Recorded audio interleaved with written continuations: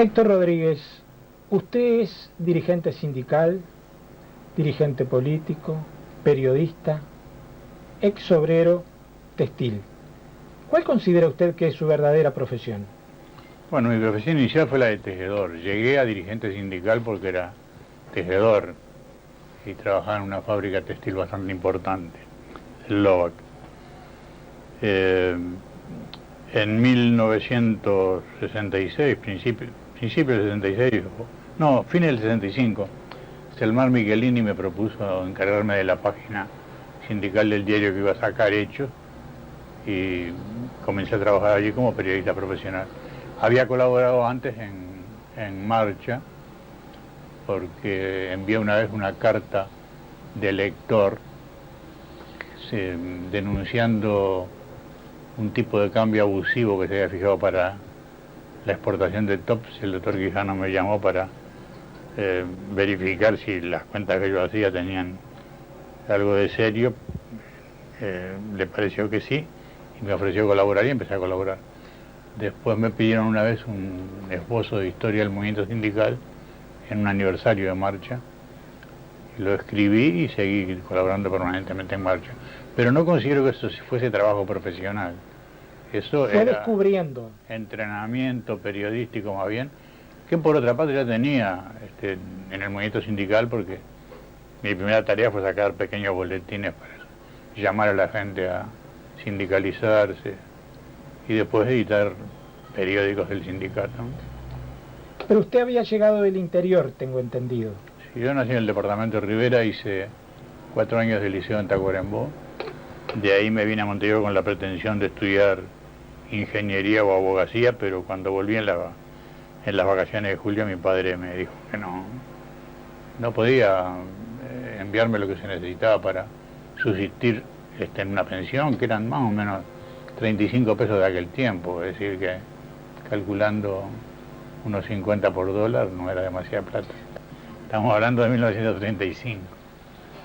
¿Cómo era Uruguay en esa época? Bueno, Uruguay llevaba 2 años de dictadura de Terra. Había realizado una serie de quiebras morales que todavía no se terminaron de superar. En enero del 35, Basilio Muñoz, un viejo caudillo blanco, respaldado por alguna gente de izquierda como Quijano y otros opositores consecuentes a la dictadura, lanzaron un proceso insurreccional que no recibió el respaldo que esperaban de algunos militares que también se decían antidictatoriales. Bueno, y cuando llegué a Montevideo en marzo del 35, en Montevideo se hablaba mucho más del campeonato sudamericano que Uruguay había ganado en Santa Beatriz que de la Revolución de Enero que a nosotros en el interior nos había conmovido. ¿Ustedes bastante. tenían información, participaban de esas ideas que se estaban gestando?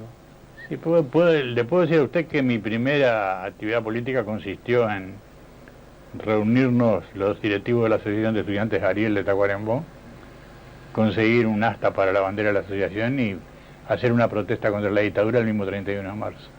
Así que usted es un vocacional del sindicalismo desde adolescente.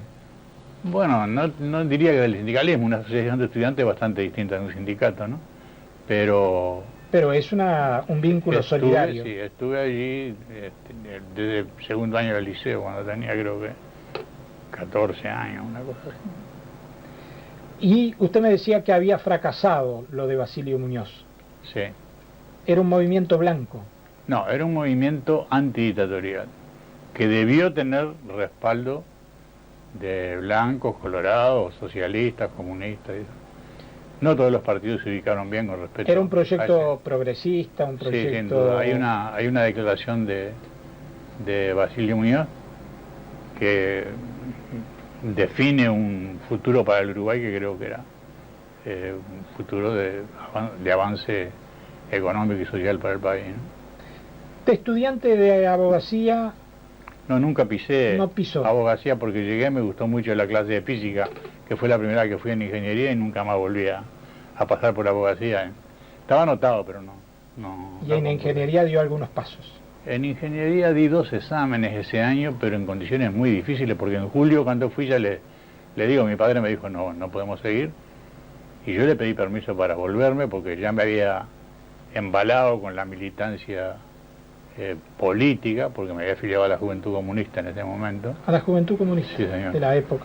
Sí, señor. Y bueno, volví, hice todas las actividades que se podían hacer para tratar de vivir, desde vender chocolatín en el Parque Rodó hasta libros por la noche en los cafés del centro, y con eso y un racionamiento riguroso de 1 litro de leche y 2 panes chicos por día, salvé filosofía y física de primero de preparatorio. En enero ingresé a la industria y ya no pude. Me seguía apuntando en preparatorio, pero no, ya no pude dar la industria textil. Ningún examen. Sí. ¿En qué fábrica dio sus primeros pasos? Slovak. Pero no sintético de Slovak, la fábrica que ahora produce hilados, sino en una fábrica que da pena pasar por ella porque es un edificio que se incendió, quedó como partido al medio, está en la calle Nelson y Vespucio, en pleno centro de Montevideo, a 2 cuadras de la avenida Millán. Y ahí llegaron a trabajar 500 personas. ¿Por cuántos años trabajó usted? Ahí en Esloa trabajé prácticamente 10 años.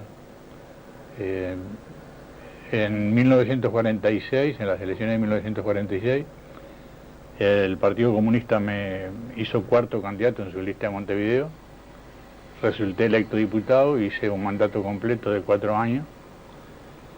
Y ya a esa altura habíamos formado un sindicato textil en 1940 que había ido creciendo al mismo ritmo casi que crecía la industria, porque cuando yo ingresé a la industria creo que habían 8.000 obreros, cuando me retiré habían 27.000. ¿Era de las industrias que tenía mayor cantidad de obreros, los textiles? Sí, en ese momento sí. Creo que salvo la construcción, y puede ser que el comercio como actividad, que no es una actividad industrial, pero una actividad de servicio, la industria textil era una de las más numerosas. ¿Para dónde se trabajaba? ¿Para la exportación? ¿Para el mercado interno? Inicialmente para el mercado interno, pero a partir de los años de la guerra, el 39, también se empezó a exportar. ¿Y de quiénes eran las fábricas textiles en el Uruguay? Bueno, yo creo que las fábricas textiles en el Uruguay, las primeras, digamos, las que hilaban y tejían lana, creo que eran de capitalistas nacionales. Salvo, Campomar, Martínez Reina, que algunos, como Martínez Reina, nacido en España, pero formado acá como industrial. Tenían una cierta capacidad técnica que fueron desarrollando y crearon una fábrica que recibían una protección, yo creo que muy poco exigente, para que los empresarios mejoraran la calidad de trabajo de sus empresas, sobre todo, y la tecnología de sus empresas. Pero la industria creció, ya le digo, en esas proporciones. Del 36 al 66, que cuando me retiro de la industria, son 30 años, la industria ocupaba 27.000 trabajadores. ¿Cómo fue esa experiencia de diputado, Víctor Rodríguez? Yo le diría que, al revés de lo que piensa la gente, que los diputados son unos haraganes que se pasan sentados en una butaca, nunca trabajé tanto como los 4 años que fui diputado. ¿Usted era diputado por el Partido Comunista? Por el Partido Comunista. ¿Era muy numerosa la bancada en esa época? En ese momento 5 éramos, 4 por Montevideo, sí, 4 por Montevideo, 1 por Canela. Era la primera vez que el Partido Comunista había tenido una bancada tan numerosa. Sin duda eso se debió a que en ese momento, en 1946, la victoria en la guerra contra el nazismo generó una corriente de simpatía con el movimiento comunista internacional, que tenía el poder en la Unión Soviética, que hacía cosas tremendas en la Unión Soviética, pero de las cuales en ese momento ni los propios comunistas estábamos enterados. Pero ustedes además tenían protagonismo acá en solidaridad con los pueblos que luchaban contra el nazismo, ¿no? Sí, eso sin duda. Quizás el pueblo los votó también por eso. Claro, ¿no? Además en el Uruguay, la unanimidad antinazi casi que fue total, ¿no? Salvo alguna corriente neutralista que se registró dentro del Partido Nacional, pero que tampoco se podía decir que fuera pro-nazi. Creo que en aquel momento el Partido Comunista sobre el doctor Herrera emitió un juicio injusto considerándolo nazi. Yo creo que el doctor Herrera era un hombre neutralista, que que temía que una alianza muy fuerte con Estados Unidos no dejara subordinado a Estados Unidos. En lo personal, yo pertenezco a una generación que creo que tuvo como centro de su vida derrotar al fascismo y abrir un camino nuevo para los pueblos tanto de América Latina como de Europa, de Asia, de África. Había habido un movimiento importante en solidaridad con España durante esos años. Muy importante. Yo creo que decisivo para contribuir a la democratización de este país, ¿no? ¿De este país? Sí, sí, de este país.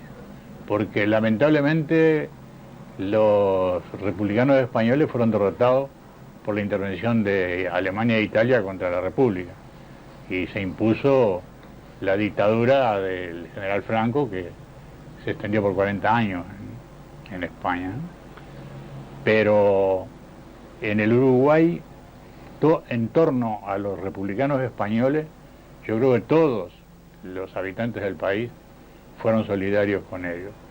Cuando don Indalecio Prieto, que en aquel entonces era ministro de Defensa de la República, vino a Montevideo, creo que por primera vez se desbordó el Estadio Centenario en un mitin político.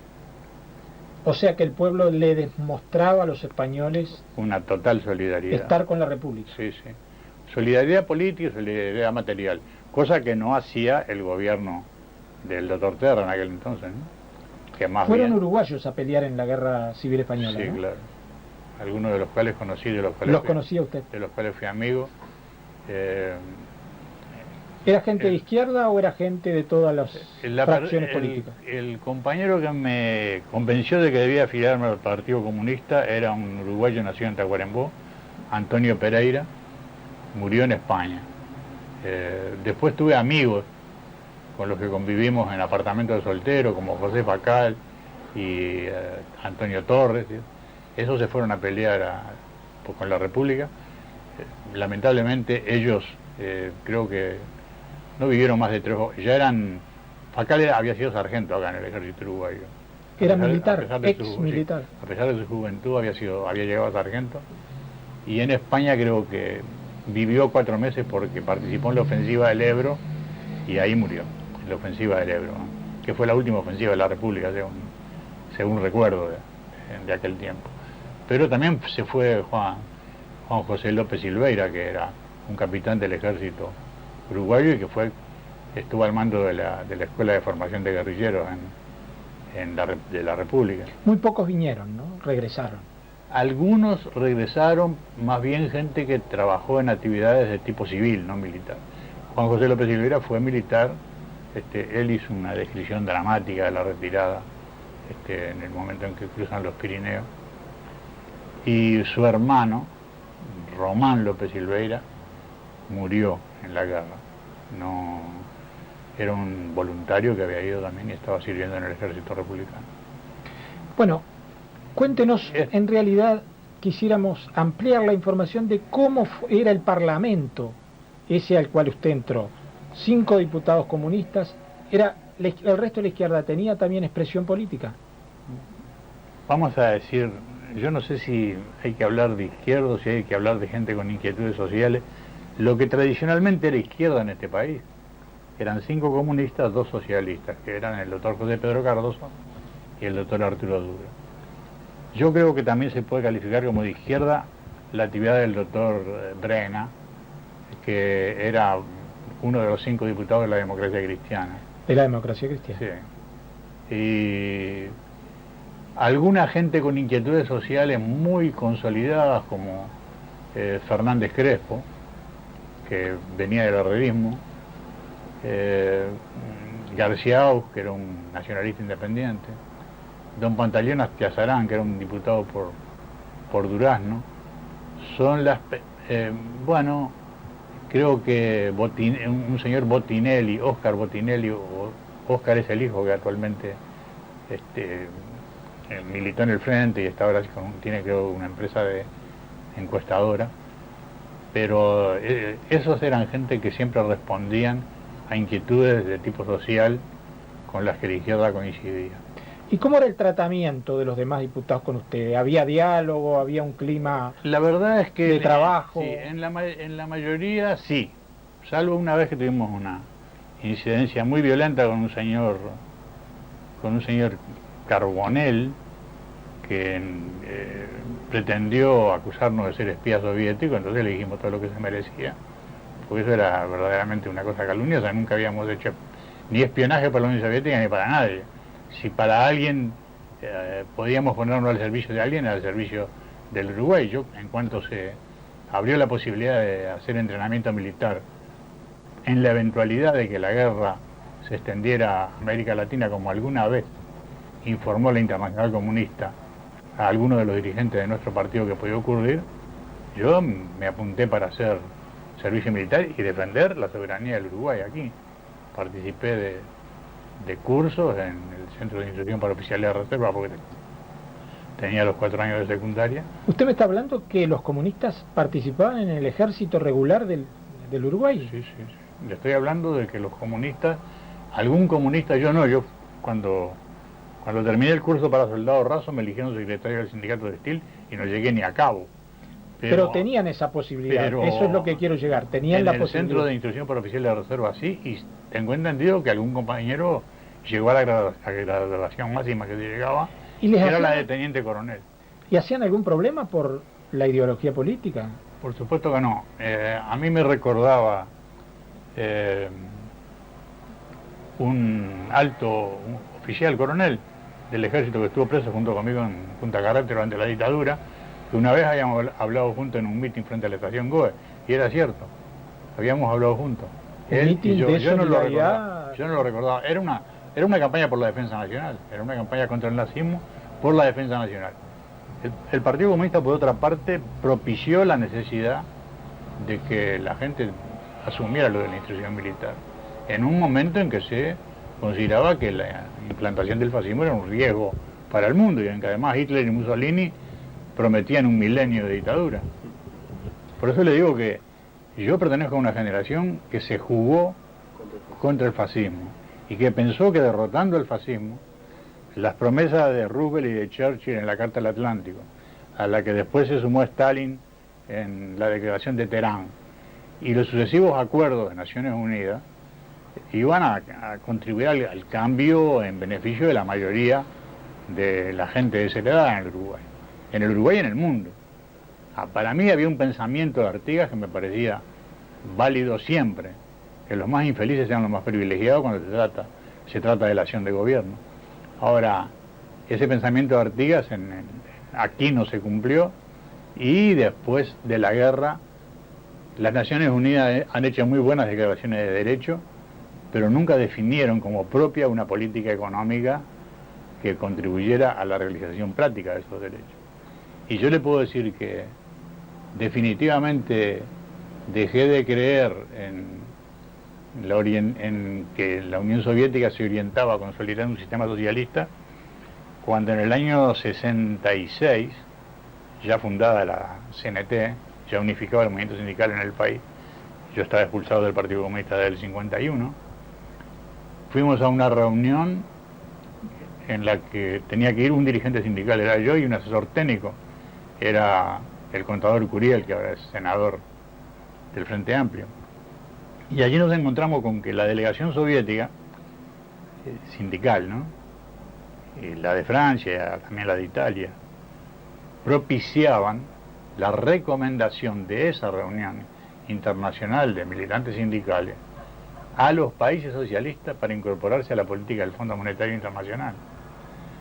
Lo resistimos muy duramente, conseguimos el apoyo de Venezuela y Cuba, entre los países latinoamericanos. Cuba ya era un país aliado de la Unión Soviética, pero a eso no se prestó. Se opuso violentamente.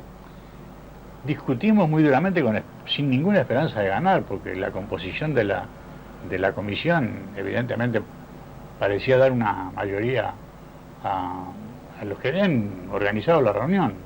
Además, a nosotros nos habían pagado el pasaje, la estadía, todo.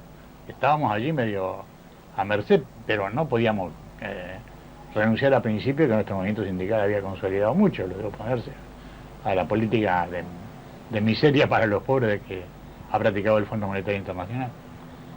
Se vota, y con gran sorpresa para nosotros, los africanos y los asiáticos que no habían abierto la boca votaron con nosotros y derrotamos la posición de la Unión Soviética, de Francia y de Italia. Por supuesto que yo estaba convencido de que esa votación no iba a ser respetada y le pedí a Curiel, que en ese momento estaba conmigo, ubicate a la salida de la sala de repartido, recoge el primero que salga, salió un texto francés, efectivamente habían puesto la resolución minoritaria como mayoritaria, me la alcancé, tuve tiempo de plantear la reconciliación en la comisión y ahí nombraron una comisión para rectificar la redacción equivocada, dijeron no sé qué, y a un delegado francés cuyo nombre siempre lamento no recordar porque creo que cuando los acontecimientos del 68 en Europa lo expulsaron del Partido Comunista, era un economista del Partido Comunista francés y un italiano, y a mí nos designaron para corregir el texto equivocado según ellos. No, no era equivocado, era falsificado. Cuando llegamos a la reunión plenaria, escucho la traducción del texto, era la inicial. Era el texto minoritario, el mayoritario no se había tomado en cuenta. Entonces terminó de leerse el texto, y yo estaba sentado en el colectivo que presidía la reunión, y voy al micrófono y empiezo a explicarle a la gente que eso era una falsificación, que ese era un procedimiento de incorrección que en el movimiento sindical de nuestro país estaba desterrado hacía mucho tiempo. Cuando la gente me empieza a hacer así, no escuchaba nada, me habían cortado la traducción simultánea, me escuchaban solo los que entendían español. Y entonces, bueno, se armó un lío, pero esa reunión después no le sirvió para nada porque se ve que a raíz de esa votación, o por lo menos de ese choque, no se atrevieron a hacer el cambio en ese momento. Bueno, yo supongo que ya los pichones de Yeltsin ya estaban en aquel momento en acción y aquel partido estaba descompuesto, no tenía principios, ya no pensaba en el socialismo. Héctor, podemos volver sobre ese tema, pero me gustaría que usted nos relatara cómo era el movimiento sindical uruguayo en esos años 46, en esos años donde en lo político, como usted dice, la izquierda tenía una expresión de consenso, por lo menos en estos temas internacionales, con los demás partidos tradicionales. ¿En el movimiento sindical se daba lo mismo? ¿Había blancos, colorados, sí, comunistas juntos? Sí, en el movimiento sindical, siempre que el movimiento sindical estuvo más o menos en desarrollo y en auge o participó de alguna lucha, siempre hubo lugar para todos, eso es una verdad, ¿no? Pero también es cierto que las luchas sectarias entre grupos ideológicos dentro del movimiento sindical, a la altura del 35, 36, digamos, habían reducido al movimiento sindical una expresión mínima. En el 35, una huelga de la construcción en la que participaron todos los trabajadores, creo que reconstruyó un sindicato con participación de todos. Luego, en ese momento, pienso que el Partido Comunista estuvo en el mejor momento de su orientación, en ese momento. 1935. A partir de 1935, auspiciando la participación de gente de todos los partidos. ¿Quién era el secretario, por ejemplo, del Partido Comunista? No, el secretario del Partido Comunista era Eugenio Gómez, que después viró de una manera desastrosa hacia el peor de los sectarismos y de los personalismos. Pero en ese momento el Partido Comunista había abierto su planteo político, creo que a raíz del 7º Congreso de la Internacional Comunista, que había tratado de ubicar a los partidos en esa orientación. Pero no era tampoco una cosa muy segura, porque detrás de todo eso estaba Stalin. A la historia después nos ha enseñado que cuando Stalin jugaba nunca se sabía para qué lado jugaba, pero en ese momento necesitaba el respaldo de los pueblos contra el nazismo, y entonces la actitud amplia se adoptó. Y acá en el movimiento sindical nuestro, eso creo que fue una práctica a partir de la iniciación del proceso de reconstrucción de las organizaciones sindicales. Usted habla de reconstrucción porque el sindicalismo uruguayo venía de principio de siglo. Venía de principio de siglo y ha tenido momentos de auge, después tuvo momentos de depresión en la primera posguerra, después tuvo procesos de sectarización y choque, particularmente entre los protagonistas principales del movimiento sindical, que eran comunistas y anarquistas. Yo no llegué a vivir esos episodios, los conozco por relatos de otros viejos compañeros, tanto de los anarquistas como de los comunistas, porque tuve la suerte de ser amigo de los dos, y de los socialistas también, y también de conversaciones con el doctor Brena, que también que me decía, yo también me entreveraba en las discusiones que ellos hacían, porque me parecía que iban por mal camino. Y efectivamente el movimiento sindical empieza a renacer cuando abre sus puertas a todos los trabajadores de todas las tendencias. Cuando se funda la UGT, expresamente el Partido Comunista dio la directiva de que militantes comunistas no constituyeran mayoría en los órganos de dirección nacional de la UGT. Para no avasallar. Claro, y para que la gente que no era comunista sintiera que estaba en un lugar en que no mandaban los comunistas, en que participaban todos, se discutía, habían divergencias, pero se resolvía. La divergencia a veces aporta soluciones mejores que la unanimidad ideológica, ¿no? Y eso tuvo fermentación, tuvo desarrollo. Tuvo desarrollo, se consolidó en algunos lugares. Pienso que sobre todo en la industria de la carne, en la industria de textil, también en la construcción, también en la industria metalúrgica. Yo creo que esos criterios se fueron consolidando y el sindicalismo fue creciendo. Coincidía con un Uruguay próspero también, ¿no? Sí, indudablemente el desarrollo industrial del Uruguay de ese periodo ayudó a que el movimiento sindical pudiera crecer. Cuando empiezan por destruirse la fábrica y hasta los empresarios van a la ruina, no hay modo de que un sindicato sobreviva. Eso ha sido así, acá mismo. O sea que el número de obreros en el Uruguay aumentaba. Claro. El país era próspero, había un cierto entusiasmo en la sociedad uruguaya. Yo no diría que el país era próspero, porque tal vez el país pudiera aspirar en aquel entonces a mayor capacidad de producción, porque el gran problema del Uruguay es no haber resuelto, como Artigas quiso, el problema de la tierra. Pero los historiadores, es el gran problema. Los historiadores dicen que al Uruguay la Segunda Guerra Mundial le fue redituable. Por supuesto, al Uruguay no solo le fue redituable, sino que creo que creó también una cierta inconsciencia en los empresarios. Yo creo que los empresarios se volvieron partidarios de la guerra en otro lado, de guerras transoceánicas que les permitieran ganar dinero a costa de la sangre de otros pueblos. Mire que esto lo digo con pena, porque en definitiva ahí había también empresarios uruguayos, pero si usted se toma la molestia de revisar en los balances publicados en la revista La Bolsa de Comercio, las distribuciones de utilidades registradas en las sociedades anónimas industriales entre 1946 y 1950, se va a dar cuenta que se cometieron verdaderos absurdos. Cuando estalla en el 50 la guerra de Corea, hubo empresas que repartieron como utilidad de sus accionistas hasta los fondos que tenían reservados para renovar maquinaria. Eso es un verdadero disparate y un acto de inconsciencia industrial. ¿De qué productos eran comerciantes esos señores? Esos señores podían comerciar hilado de lana, top de lana, algunos lana lavada simplemente, otros tejidos de lana. ¿Carnes? Y en la carne, para mí eso es incontrolable, porque los frigoríficos eran extranjeros y su ganancia no se registraban acá. Pero era una de las mercaderías que se comercializaban. Por supuesto.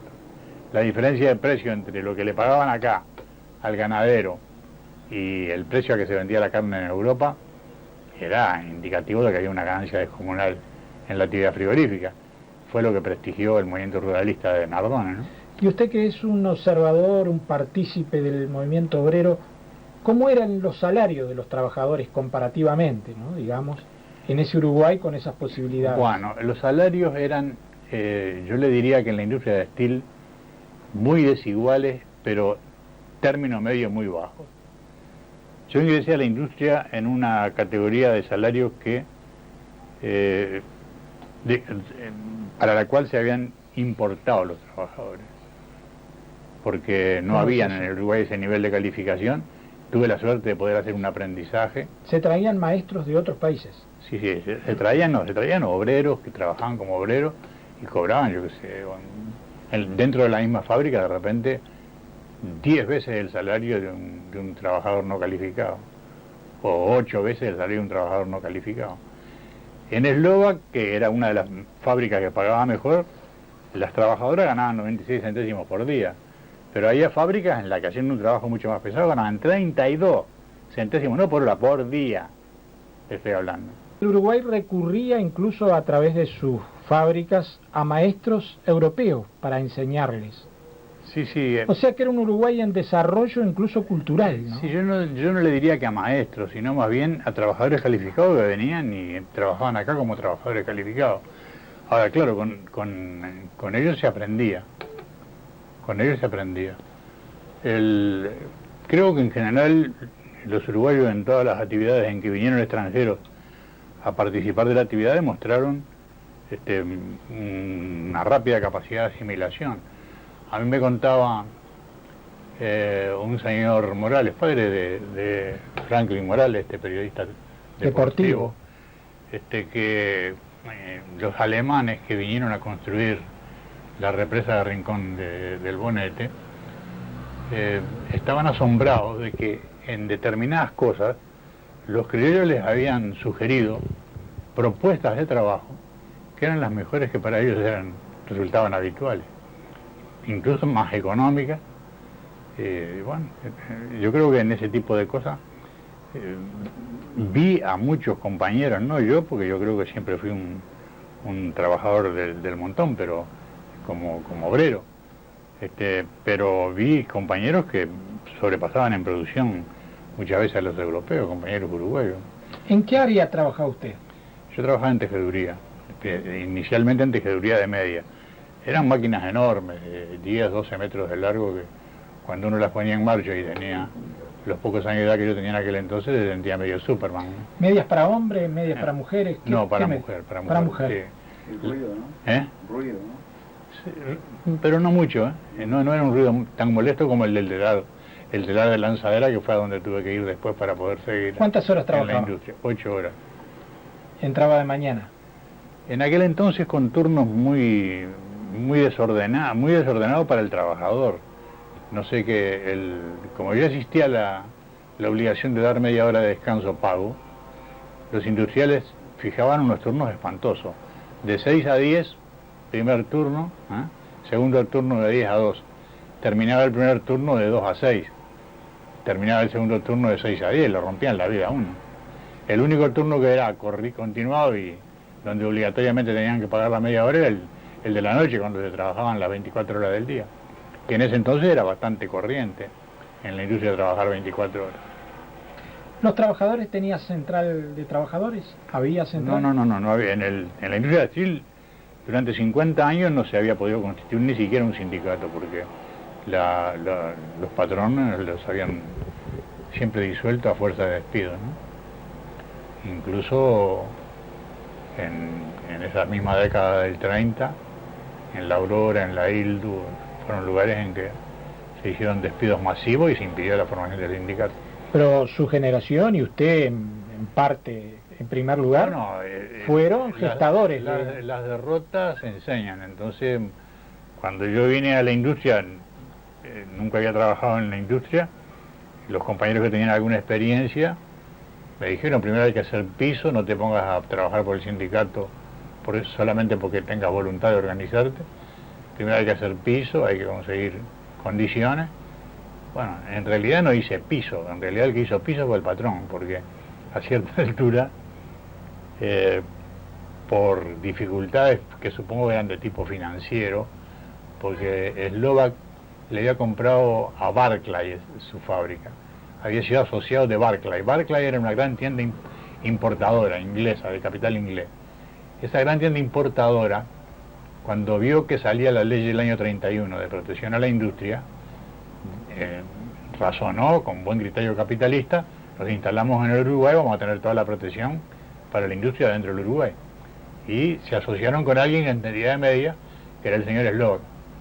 Instalaron una fábrica bien instalada, con buena maquinaria, de procedencia alemana en general la maquinaria, pero cuando llegó el momento de la guerra y empezaron a haber dificultades de abastecimiento para la materia prima y eso, en el año 40 ya las dificultades se hacían sentir. Yo creo que el Graf Spee había sido hundido en Montevideo antes del 40 o por la mitad del 40, los bloqueos se sentían, todo eso se sentía. Rebajó los sueldos de los tejedores, más altamente remunerados. No era mi categoría de tejedor, yo estaba en una categoría intermedia en ese momento. Pero de todas maneras, me pareció que era oportuno convocar a los compañeros para ver si de alguna manera se protestaba la rebaja. Fracasamos totalmente los dos que fuimos a la asamblea, nadie más nos hizo caso. Había temor. Había temor, sin duda. Había temor y además tal vez no la rebaja no le resultara demasiado molesta, ¿no? Porque eran salarios, esos salarios eran altos para el costo de vida en el Uruguay. Se produjo una segunda rebaja, ya no repetimos la convocatoria, pero inesperadamente se produce una tercera rebaja que para los que ya habían sido rebajados era la segunda. Entonces eso ya les molestó y a mí me convocaron a una asamblea, yo no convoqué, la verdad. Venía en un ómnibus de Peñarol donde vivía, me encuentro con un compañero y me preguntaba para la asamblea. Él sabía que yo había estado en la convocatoria de la primera. ¿Y usted sabía de la asamblea? Yo no sabía de la asamblea. Le digo, ¿qué asamblea? Nos vamos a reunir a las 11 en una cervecería de la calle Rondón, no sé qué cosa. Cervecería. Y era alemán. Eran alemanes la mayoría, o eran centroeuropeos. Si no era con cerveza no se arreglaba nada. Y allá nos reunimos. Bueno, y la decisión de todos los tejedores, que estaban todos presentes, era que los que pudiesen mover esas máquinas se declaraban en huelga al día siguiente. Yo me acerqué a uno de los compañeros uruguayos con más predicamento entre los tejedores, porque yo hacía muy poco que había entrado a la fábrica, y mucha gente de años de industria en Uruguay y en Alemania, era posible que ni siquiera me escuchasen. Y le dije, pero habría que, por lo menos para no quedar muy mal parado, si después el patrón sale a decir que nunca se le reclamó nada, mandarle una carta, decirle, darle un plazo para que resuelva. Se hizo la carta, se aprobó la carta, se designaron los delegados que le iban a entregar la carta. La carta le fue entregada el lunes, esa reunión era un domingo a las 11 de la mañana. La recibió, pero no dio ninguna respuesta, prometió respuesta para el jueves.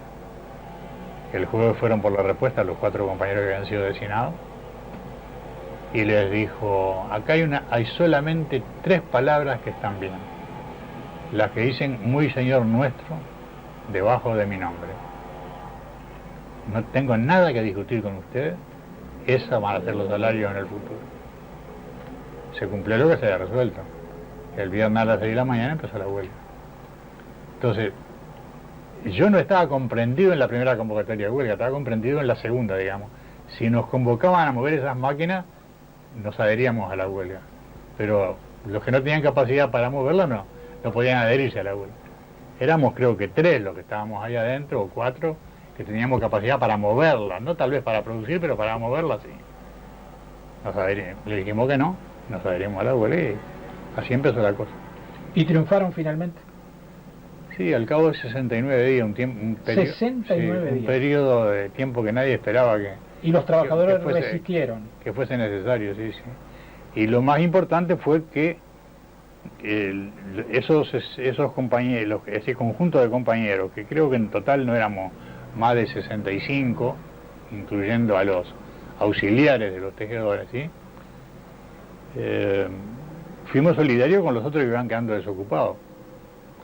Teníamos un club social en la avenida Millán, cuyo arrendamiento pagaba el patrón. Pero no teníamos otro lugar donde reunirnos, empezamos a reunirnos ahí después de la asamblea de la cervecería. Entonces, 2 o 3 días después de iniciar la huelga, cuando ya teníamos un montón de volantes preparados para repartir en otra fábrica y pedir solidaridad a la gente y demás, aparecieron el gerente y el jefe de producción, que también eran socios del club, pidiendo una asamblea a la que convocaron a todos los que no estaban en huelga para conseguir una declaración contra la huelga y que nos echaban del club. Y esa fue nuestra primera victoria. Vinieron los compañeros que no estaban en huelga y que ganaban, yo qué sé, la quinta o la sexta parte de lo que ganaban los tejedores, pero no votaron la moción que habían presentado el gerente y el jefe de producción. O sea que era una huelga realmente triunfante, si la vemos. Era una huelga a la altura de lo que era el sindicalismo. Era una huelga en la que la gente admitía que el patrón no tenía derecho a rebajar salario. Y entonces, aún aquellos que ganaban menos, si se sintieron solidarios con ese punto de vista. ¿Cuál era el promedio de edad de esos trabajadores? Bueno, había edades muy diversas, ¿eh? Había gente que tal vez en términos de Uruguay ya tuviese edad jubilatoria, entre los alemanes sobre todo, ¿no? Pero creo que el término medio podía andar en los 40 años, de los obreros calificados. Ahora, del personal en general era mucho más bajo, ¿no? Porque sobre todo las mujeres, que eran 300 las que trabajaban en la fábrica en tareas de determinación, planchado, remallado, surcido, qué sé yo, todo ese tipo de actividad, que eran 300 y creo que el término medio de edad no podía pasar de 25, ¿no? En tintorería podía andar en los 30, 35 años, ¿no? Héctor, ¿en qué año realmente toma forma el sindicalismo uruguayo en esa etapa? No hablo solo de los textiles. No, toma forma en el 42 cuando se constituye la Unión General de Trabajadores. 42. Sí, que es la primera central fundada entre las dos guerras y en el curso ya a la altura de la segunda, ¿no? En la que participa, en la que hay una dirección pluralista que organiza una cantidad muy importante de trabajadores, salvo algunos gremios de muy arraigada tradición anarquista que no se incorporaron. ¿Era una central montevideana o era una central nacional? Creo que nació como una central nacional, ya desde el principio, ¿no? Recuerdo yo, por ejemplo, haber participado en la organización de los aceiteros en Nueva Palmira, que en aquel entonces había una fábrica. Y en general, también en el acto fundacional de la central, la Federación Ferroviaria presidió el acto, de manera que ya le daba carácter nacional. ¿Recuerda algunos nombres de esa gente que participaba? Bueno, del presidente del Congreso, que fue José Matonte. Ahora, después creo que a nivel de ferroviario se cometieron algunos errores sectarios por parte de los comunistas. La actitud de los demás grupos políticos fue separar a la Federación de la Central.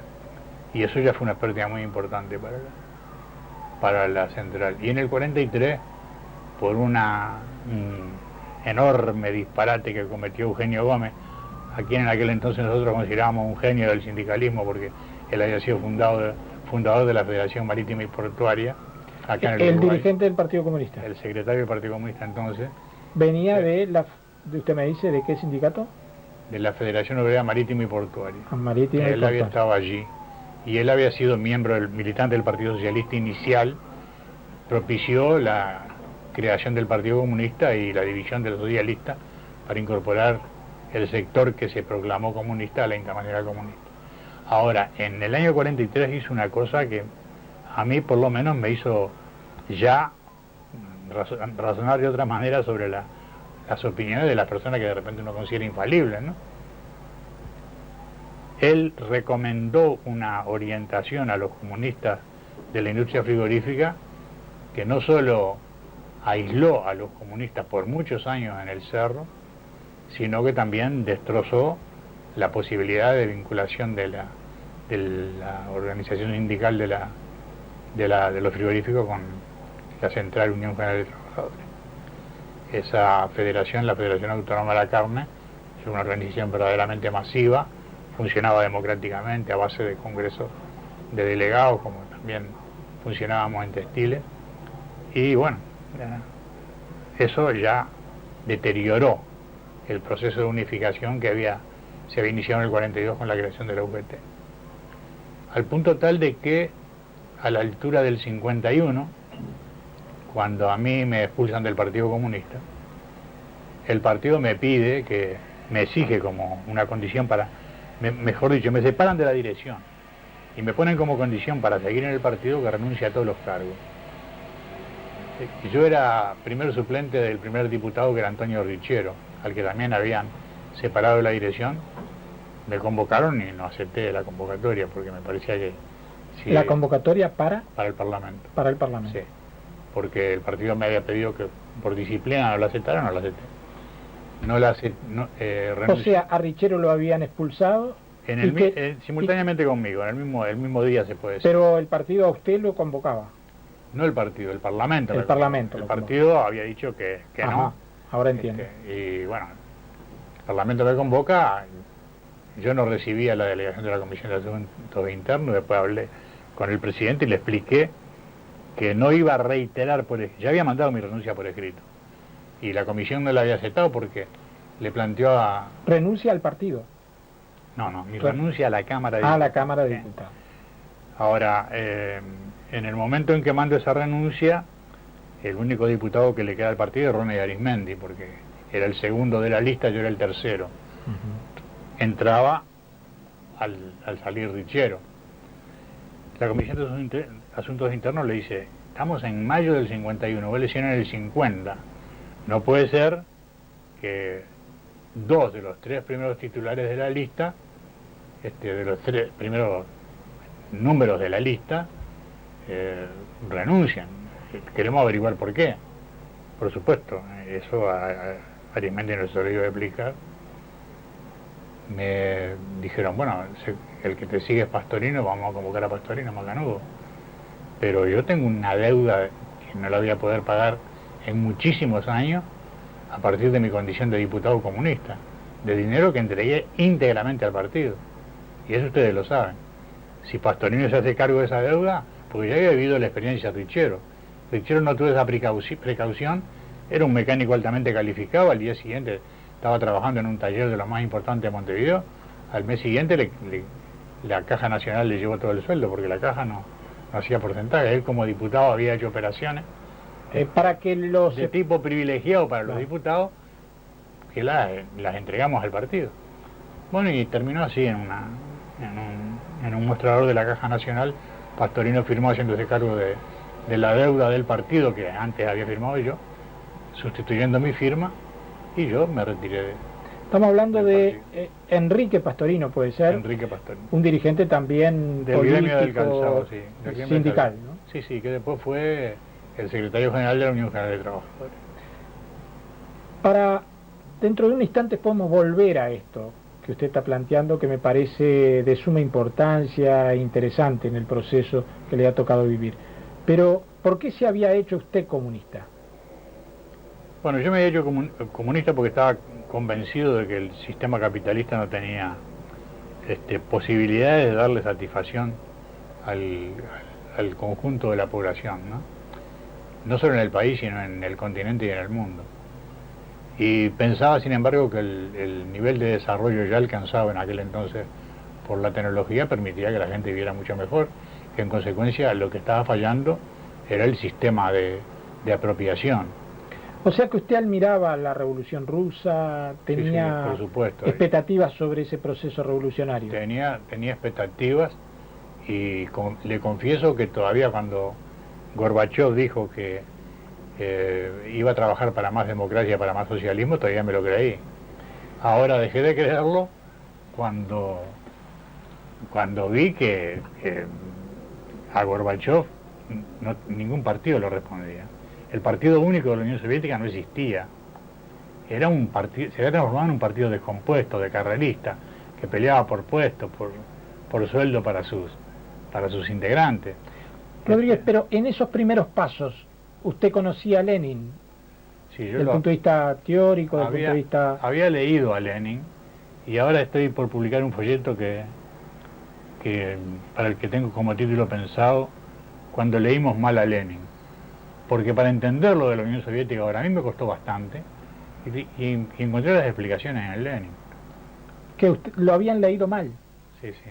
Lenin había previsto que si esto, que si lo que ocurrió, si el partido se dividía como se dividió, expulsando a Trotsky, fusilando al resto de la dirección, quedando Stalin como amo absoluto, ahí no había futuro. Lenin, en el momento de la nueva política económica, cuando vio que socialismo de inmediato no se podía construir porque todos los países desarrollados habían bloqueado al territorio soviético, ¿sí? Lo habían bloqueado. Por supuesto, cuando la revolución proclama no pagar la deuda externa, no la pagaron, pero cuando vieron que si no pagaban la deuda externa no había manera de poner en movimiento los pozos de petróleo, ofrecieron pagar la deuda externa. Y los capitalistas no aceptaron, los capitalistas ingleses y norteamericanos no aceptaron eso tampoco. Querían matar a los rusos por hambre como hoy quieren matar los norteamericanos a los cubanos por hambre. Creo muy importante lo que usted acaba de decir de que leyeron equivocado a Lenin. Pero yo digo, quisiera saber... Cuando leí, claro, no sé lo demás. ¿A qué se debía que hubiera ese error de leerlo equivocado? Porque creo que en general, cuando uno entra en la actividad de un partido, no advierte las diferencias de circunstancia en que se elaboran las posiciones políticas. Y Lenin era un tipo muy cauteloso. Incluso cuando el movimiento revolucionario en Rusia ascendía, él siempre llamaba a la prudencia y a la cautela. Y en yo voy a hacer en ese folleto que pienso editar, voy a reproducir una cantidad de citas de Lenin. Él dice que es una irresponsabilidad de un dirigente político no tener siempre preparado un plan de retroceso para el caso de que sus objetivos no sean alcanzados. Y esto me parece una cosa muy importante. Pero luego Lenin, fin de 1923, ya está muy mal de salud, puede escribir un artículo cada muy poco tiempo. 1922, a partir del 23 Lenin ya políticamente no existe, muere en el 24, en enero. Pero sus últimas producciones son de diciembre del 22, escribe lo que se llamó El Testamento y que lo vino a publicar recién Nikita Khrushchev en el año 56. O sea que Stalin lo esconde. Escúchame, acá a compañeros que vivieron largos años en Rusia les preguntamos, ¿y el testamento de Lenin existe o no? Es una leyenda inventada por los trotskistas, no existe. Nikita lo publicó. Eso llamado testamento es una recomendación para sacar a Stalin de la Secretaría General y poner un compañero más delicado, más considerado, más respetuoso de las personas, y para exhortar a los 27 intelectuales que en aquel entonces integraban el Comité Central del Partido Bolchevique, que habían dirigido una semejante revolución. Eran sin duda tipos de mucha capacidad y de mucha... Pero Stalin no estaba dentro de eso. Sí, estaba. Que habían construido la revolución. Lenin lo que recomendaba es sacarlo a la secretaría porque era el puesto más importante. A esos 27 intelectuales les recomendaba integrar 100 obreros de los que tuviesen más lucidez para que la cosa de los choques personales que ya se registraban entre Trotsky y Stalin, entre Kamenev y Stalin, entre Zinoviev y Stalin, entre Zinoviev y Trotsky, en fin, porque luego Stalin tuvo la habilidad de hacerlos pelearse todos, ser en un momento aliado de uno, aliado después de otro, terminar fusilándolos a todos o asesinando a Trotsky en México en el año 40, lo cual fue una verdadera monstruosidad. Pero ustedes no estaban informados en esa época de todo eso. Nada de todo no eso. Sabían. Nada de todo eso. Pero para mí, todo eso es algo que empiezo a saber, ¿cómo decir?, después del informe secreto de Khrushchev. Pero sin embargo ustedes tenían esperanzas, tenían expectativas sobre los ideales de ese proceso revolucionario. Claro. Los ideales proclamados. Y se hacían comunistas por eso. Pero seguro, pero no sobre la práctica, además. Pero la práctica de ustedes, cuando se afiliaban o cuando eran acá integrantes de los partidos comunistas, no era la misma práctica. En determinado momento no. Luego, cuando choco violentamente con Gómez, porque creo que él había empezado a ajustarse a esa práctica. A la práctica de negar la democracia dentro del partido. Héctor Rodríguez, para quienes nos están mirando, para quienes incluso por su juventud o desinformación sobre el Uruguay no conozcan detalles del proceso histórico político del Uruguay. Exactamente cómo es el problema que usted tiene con el partido o el partido con usted. No sé cómo definirlo al tema. Yo supongo que yo con el partido y el partido conmigo. Yo valoré que la derrota electoral del partido en el año 51, porque el partido bajó de 5 diputados a 2, las cifras más o menos de votación no las retengo, pero la proporción es esa, ¿no? 5 en el 46, 2 en el 51. Para mí eso era indicativo, en el 50 mejor dicho, porque en aquel entonces las elecciones eran cada 4 años. Para mí eso requería una revisión más profunda de lo actuado por el partido, mucho más profunda. Me parecía que, por ejemplo, en el tema de agrario, el partido había equivocado su camino, no le había dado la importancia que tenía. Incluso había algunos dirigentes que se confundían con lo que realmente había que hacer, que no era cambiar de ganadería para agricultura, sino modificar el sistema de propiedad de manera de hacerlo de hacer la tierra más accesible a un número mayor de productores. En este país, gente capacitada para trabajar en el campo han desaparecido decenas de miles, incluso en los últimos años siguen desapareciendo. O sea que y eso usted, es negativo, o sea que usted negativo. Tenía una crítica sobre la interpretación de la sociedad uruguaya que hacía el Partido Comunista. Exacto, y además, tal vez no sé si se puede decir que la interpretación de toda la sociedad, pero en algunos aspectos puntuales veía que habíamos actuado de manera equivocada. ¿Usted integraba algún organismo del partido? Claro, integraba el Comité Central y el Comité Ejecutivo del partido. O sea que era uno de los dirigentes principales del partido. Era uno de los 11 integrantes del Comité Ejecutivo. Uno de los 11. Ahora, la discusión comienza en el Comité Ejecutivo. El secretario general se va a elaborar un informe para presentarlo a un conjunto mayor de militantes. Eugenio Gómez, habíamos dicho que era. Eugenio Gómez. Prepara su informe, no lo consulta con nadie prácticamente, y lo lee ante 2.000 militantes del partido. 2.000. Sí, afiliados del partido que llenaban el cine Astor, ese cine que estaba en Yatay, ahí entre Agraciada, y tenía 2.000 butacas, estaban todas repletas. En ese informe él lanza un ataque violento contra Enrique Rodríguez, que había sido el secretario general inicial de la Unión General de Trabajadores, contra Alberto Suárez, que era el secretario de Finanzas del partido, trabajador, sacrificado, muy esforzado, y contra mí. Esas críticas las habían hecho en el año 48, después las había dejado de lado. En el 51 le pareció que era mejor volver a culparnos a nosotros de la derrota del partido. Hay todo un problema, estamos discutiendo, pido reconsideración del informe después de toda esa reunión, pero era muy difícil, después de que Gómez había dado esa palabra a todos los militantes, que se rectificara. Discutimos y creo que recién en mayo del año siguiente el Comité Central vuelve sobre el tema. Y ahí me encuentro con una sorpresa que de alguna manera me dejó bastante contento, porque Antonio Richero había reconsiderado su posición, que inicialmente era de apoyo, o por lo menos me había parecido de apoyo a Gómez. Había pedido también una profundización de la autocrítica del partido, y estábamos los dos en el banquillo para ser expulsados, separados de la dirección y eventualmente expulsados, separados de la dirección. Yo estaba dispuesto a pagar cualquier precio desde el punto de vista de las posiciones, es decir, no tener cargo de dirección sindical, no tener cargo de dirección política, renunciar a todo eso, pero no renunciar al partido en ese momento. Para ser preciso, esa era mi actitud. Y todo eso porque usted tenía una interpretación de la sociedad distinta.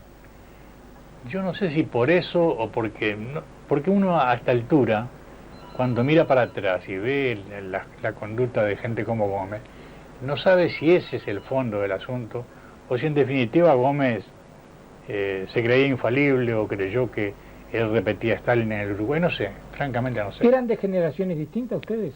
Sí, Gómez. ¿Ustedes con Gómez? Sí, Gómez eran menores, ustedes eran más jóvenes. Sí, en el 51 yo tenía 33 años, tenía la de Cristo.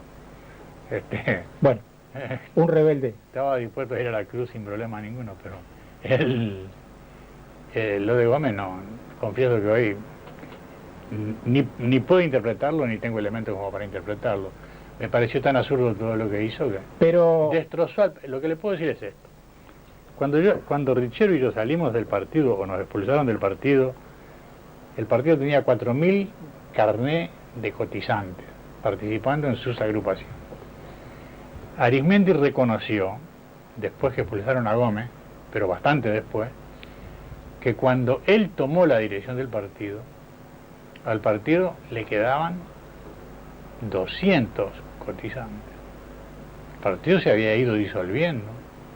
Cuando Arizmendi, Pastorino, Macera y Enrique Rodríguez, algunos otros compañeros, decidieron que tenían que echar a Gómez y a su hijo, que era un elemento francamente inexplicable que estuviera en la dirección del partido, porque no tenía mérito de tipo ninguno. Gómez por lo menos tenía un pasado de militante sindical, el hijo de Gómez no tenía ni siquiera eso. Habían ido destrozando el partido. Y Arizmendi tiene para mí un mérito enorme. Arizmendi reconstruyó al Partido Comunista, lo fortaleció, amplió sus criterios de orientación, y el Partido Comunista, bueno, todavía en la elección siguiente en la elección del 84, después por la que salimos de la dictadura, tuvo una altísima votación, y en la del 89 creo que la lista 1001 fue la más votada. Rodríguez, pero usted en su relato va rapidito, Sí. Pero quienes lo miran, quienes los escuchan, quizás no tengan los elementos. Pero ¿cómo? Después de Gómez aparece Arizmendi. ¿Cómo aparece Arizmendi? No, Arizmendi ya era dirigente en aquel entonces, en las posiciones con Arizmendi estuvimos duramente enfrentados. ¿Usted se enfrentó con Arizmendi? Con Arizmendi, con Suárez, con Pastorino, estuvimos duramente enfrentados. Por eso cuando... Por los mismos elementos que venía relatando. Sí, porque él le daba, a mi juicio, un apoyo incondicional a Gómez que yo no lo podía entender, conociendo la formación de Arizmendi y su inteligencia. No lo podía entender. Pero en el 56, después que expulsaron a Gómez, Arizmendi nos invitó a Richero y a mí a reincorporarnos al partido. Y yo le dije a Arizmendi con gran crudeza, pero en términos absolutamente fraternos, que, bueno, mira, yo necesito recuperar mi confianza en ti, en Pastorino y en Suárez, porque si me atengo a lo del 51, todavía no les tengo confianza, francamente, le dije. Pero deseo recuperar esa confianza. Creo que podemos restablecer un trato cordial en el movimiento social y en la actividad política. Y él me dijo que sí, que no había problema. Ese mismo año yo fui invitado a visitar la Unión Soviética. Y... ¿Como dirigente sindical? ¿Como dirigente político? Como dirigente sindical. Fui invitado por el sindicato de textil de la Unión Soviética. Porque nos habían invitado antes al secretario general del sindicato, que era un compañero, Gualberto Urrutia, y él había relatado ya todo lo que había ocurrido. Esto había sido en el 7 de noviembre del 55. Ya estaba Gómez fuera del partido. Y Urrutia no era militante político en ese entonces, era un militante sindical. Y bueno, y les transmitió una invitación a los textiles soviéticos de que nosotros, los textiles del Uruguay, los invitamos a venir al Uruguay, les garantizábamos la visa de entrada al país, pero no les podíamos pagar ni la estadía ni el viaje, porque éramos un sindicato pobre. Suponíamos que ellos se podían pagar todo eso. Vinieron cuatro dirigentes sindicales textiles de la Unión Soviética, estuvieron acá, los llevamos a recorrer fábricas, participar en la asamblea, todo muy abierto, y ellos salirse invitaron a cinco uruguayos, entre los que me incluyeron expresamente. Bueno, fuimos los 5 para allá y nos trataron muy bien, hay que decirlo, como dirigentes, como militantes sindicales, nada que ver con la actividad política. fuimos además muy bien recibidos por la muchachada que encontrábamos en la calle, que hablaba francés o español y con la que nos podíamos comunicar. En un país en el que estuvimos, esas cosas que uno tiene como sensación en Letonia, la sensación que yo tuve es que la generalidad de la gente nos miraba con odio. Y yo creo que es porque suponían que a los demás que conocían como prorruso, entendían que nosotros íbamos a ser rusos también. Entonces, fue una sensación que me quedó. Bueno, creo que no era una sensación equivocada, porque ahora cuando se armó el lío, Estonia, Letonia y Lituania fueron los países que primero pidieron para salir de la Unión Soviética, ¿no?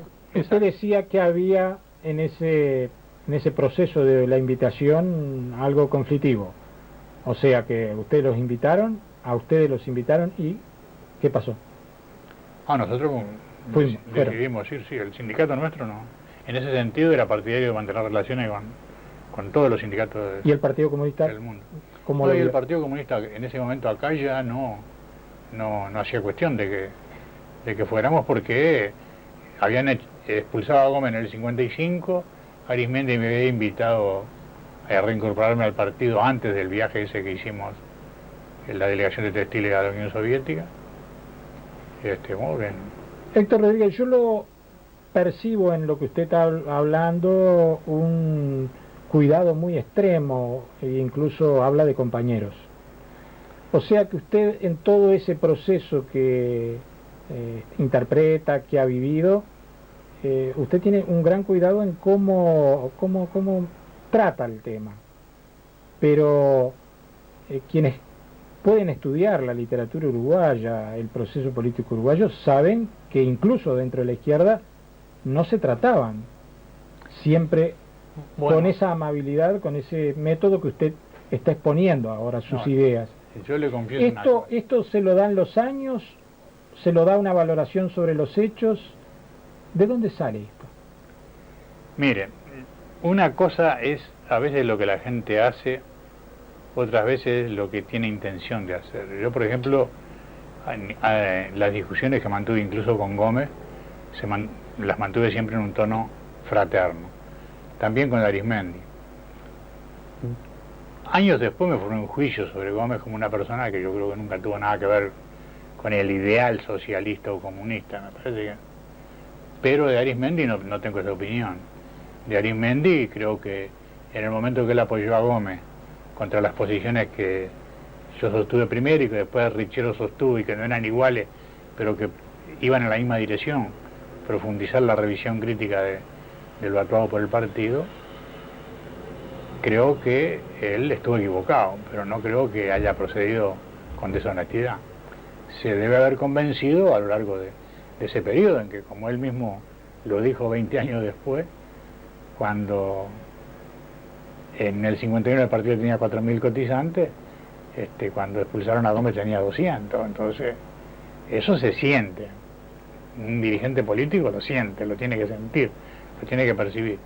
Yo creo que Arismendi era un compañero con una gran vocación política también, dedicó su vida a la actividad política y creo que además un estudioso, tal vez en el Uruguay, en materia de conocimiento de Marx y de Lenin y eso, Arismendi, y puede ser que a su nivel hayan otras 2 o 3 personas, ¿no? Entre las cuales, para que usted se asombre, le voy a decir que algunos son curas jesuitas. ¿Son qué? Curas jesuitas. Curas jesuitas, que han estudiado muy profundamente al marxismo. Al marxismo. Héctor, pero usted tuvo otros caminos también de participación social. Contribuyó a formar la CNT. Sí, años después. Primero contribuimos en la medida de que éramos un pequeño sindicato a la formación de la Unión General de Trabajadores. Después fuimos una fuerza muy importante dentro de la Unión General de Trabajadores, porque cuando en los 9 años que transcurren del 42, fundación de la Unión General de Trabajadores, al 51, momento en que la Asamblea General de la Unión Obrera Textil resuelve separarse de la Unión General de Trabajadores porque consideró que la orientación de la central no servía más a la finalidad perseguida por el sindicato, que era unificar a todos los sindicatos. Durante ese tiempo creo que jugamos un papel dentro de la Unión General de Trabajadores también. Luego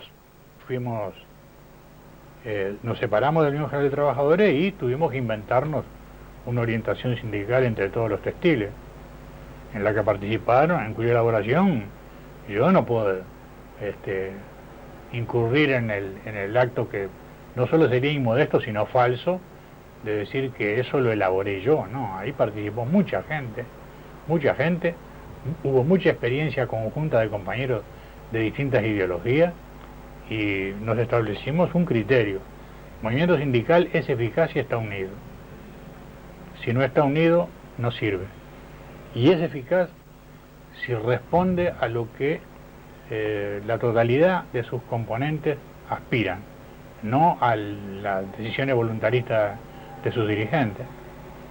Y creo que eso nos ayudó mucho. Primó. Sí, primó. En el gremio textil no tengo duda que primó ampliamente, a punto tal de que cuando Argentina implanta una dictadura militar, Brasil poco tiempo después da un golpe de Estado y constituye, y los dictadores de aquel entonces en Argentina y Brasil no tenían empacho en decir que estaban promoviendo la liquidación de la democracia uruguaya, no tenían empacho. El movimiento sindical siempre va a decir, un paro 24 horas contra la dictadura. A nosotros nos pareció una cosa que rayaba en lo ridículo. Un paro 24 horas no detiene a ninguna dictadura. Y hicimos una propuesta que se discutió en todas las fábricas textiles. Si hay dictadura o una situación política equivalente, es decir, quiebra de la institucionalidad, hay que lanzar una huelga general por tiempo indeterminado, con todas las precauciones que permitan hacerla durar tanto como sea posible, y tratar de que los órganos parlamentarios contribuyeran al restablecimiento de la institucionalidad. Esto lo hicimos en el año 64.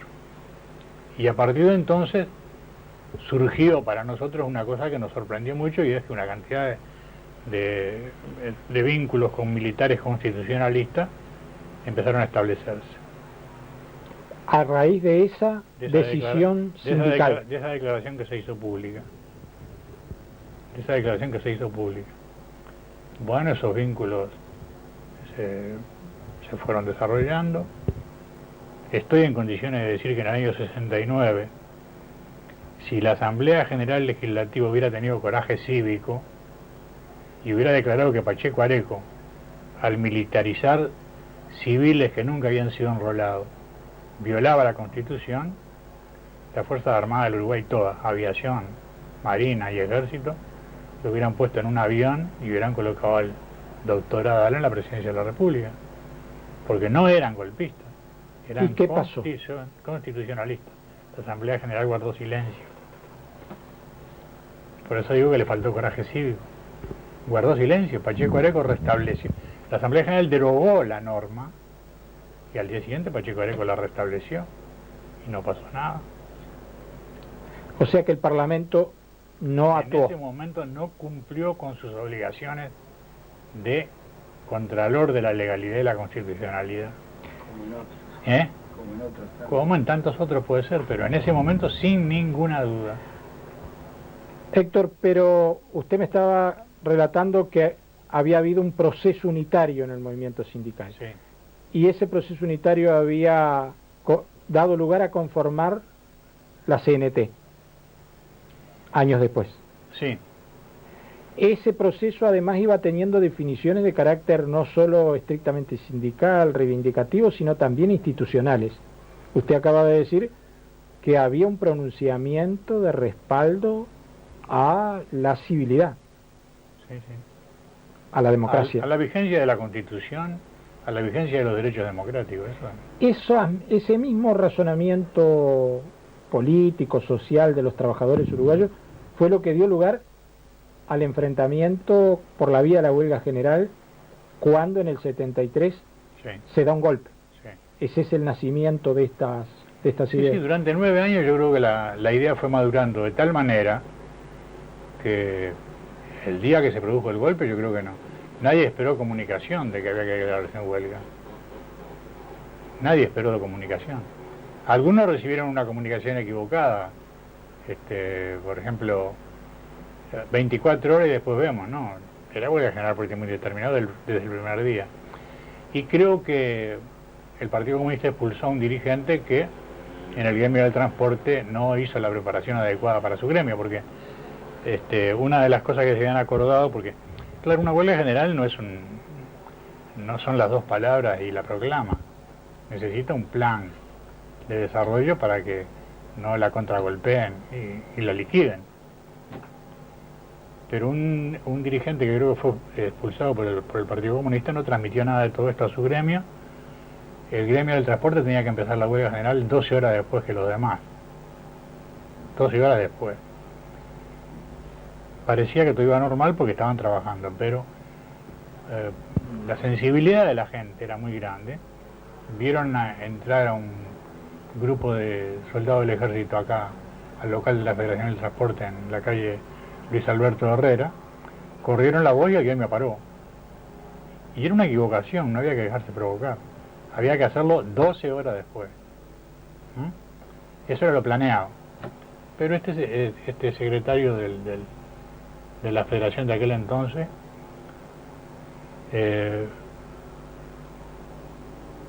no informó nada a su gremio y la cosa se dio así. Entonces se armaron confusiones de todo tipo, porque cuando hubo gente que conocía la decisión, quiso restablecer el servicio antes eran de 6 antes de las 6 de la tarde, digamos, le empezaron a gritar carnero y cualquier disparate. Entonces la gente siguió en huelga, no quiso... ¿Usted atribuye a esos problemas el hecho de que la huelga no fuera triunfante, no derrotara a la dictadura? No. Porque la huelga no derrotó la dictadura. La huelga no derrotó a la dictadura, pero la dejó muy mal parada, eso no tengo duda, ¿no? Ahora, las medidas que tenían que ver con el transporte, que estaban perfectamente planeadas, pudieron haber hecho durar mucho más tiempo la huelga. Porque una de las cosas que se habían acordado era que los coches del transporte no se guardaban en los lugares habituales, lo cual bajo un régimen constitucional no se puede hacer, pero contra una dictadura cualquier cosa es válida, porque o restablecemos la ley para todos o no hay ley para nadie. Si hay la violencia contra el pueblo tiene derecho a ejercer, aunque sea ese mínimo de violencia. La idea era que los coches se dispersaban y que esa organización tenía que tener previsto en qué lugares. No había tomado, por eso le digo, el secretario general no había transmitido ninguna de estas directivas y la organización no había tomado ninguna precaución. Cuando se empezaron a guardar los coches, compañeros que por supuesto sabían que no iba a quedar aquello así. Los militares estaban preparando gente para manejar ómnibus y troles, que creo que en ese tiempo existían también. Propusieron, bueno, vamos a hacer algunas cosas que son posibles. Por ejemplo, le sacamos el rotor a un distribuidor, lo metemos en una bolsita de plástico y lo fondeamos en el tanque de combustible, que vengan a ponerle en marcha. O le sacamos la válvula a las cubiertas, que también son chiquititas, no precisaban un garaje. Eso confieso que a ninguno de los que ha hecho el plan se le había ocurrido, pero fue iniciativa de algunos trabajadores. No se permitió eso, y bueno, cuando los militares pudieron disponer de las unidades del transporte, la huelga empezó a resentirse considerablemente. Pero con todo, creo que en la historia del movimiento sindical internacional, 15 días de huelga general, con la intensidad que tuvo aquella, la nuestra, nunca se habían dado, y no por un objetivo económico, sino por un objetivo político, restablecimiento de las libertades públicas. Héctor, pero usted había protagonizado otros hechos en el plano político, había contribuido a ser parte... En el 69, yo ya no era dirigente sindical. Era dirigente político. Era dirigente político. Y periodista. Sí, periodista también, pero era dirigente político. Y había contribuido a formar el Frente Amplio en el 70. Sí, habíamos fundado en el 69 un grupo que no quiso llamarse ni partido ni movimiento, porque nos parecía que en la izquierda los partidos y los movimientos ya sobraban. Se llamó Grupo de Acción Unificadora. Su finalidad era unificar a la izquierda. Y a eso nos dedicamos por entero. GAO. Sí, GAO.